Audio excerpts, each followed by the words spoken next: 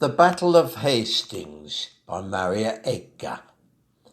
I'll tell of the Battle of Hastings as happened in days long gone by, when Duke William became King of England and Harold got shot in the eye. It were this way. One day in October the Duke, who were always a toff, having no battles on at the moment, had given his lads a day off. They'd all taken boats to go fishing when some chap into Conqueror's ear said, "Let's go and put breeze up the Saxons." Said Bill, "By gum, that's an idea." Then turning around to his soldiers, he lifted his big nonnon voice, shouting, "Hands up who's coming to England." That swank 'cause they hadn't no choice. They started away about tea time. The sea was so calm and so still, and at 9:45 the next morning they arrived at a place called Bexhill. King Harold came up as they landed, his face full of venom and hate. He said, "If you've come for regatta, you got here just 6 weeks too late." At this William rose, cool but haughty, and said, "Give us none of your cheek. You best have your throne reupholstered. I'll be wanting to use it next week." When Harold heard this here defiance, with rage he turned purple and blue, and shouted some rude words in Saxon, to which William answered, "And you?" 'Twere a beautiful day for a battle.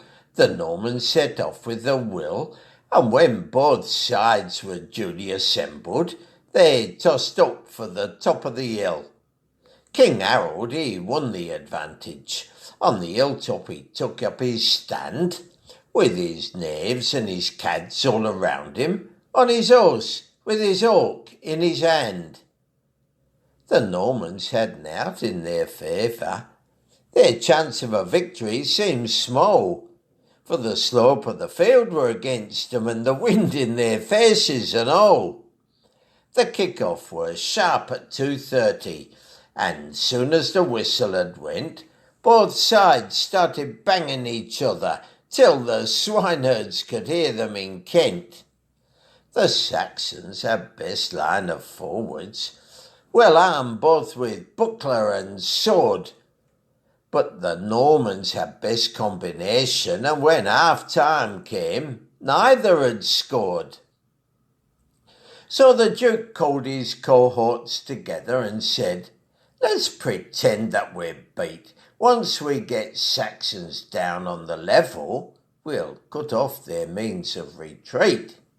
So they ran, and the Saxons ran after, just exactly as William had planned, leaving Harold alone on the hilltop, on his horse, with his hawk in his hand.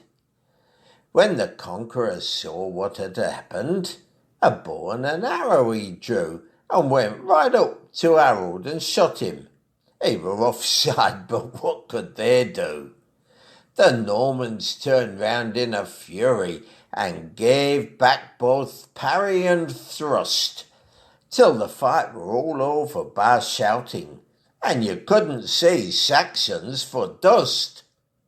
And after the battle were over, they found Harold so stately and grand, sitting there with an eye full of arrow, on his horse with his hawk in his hand.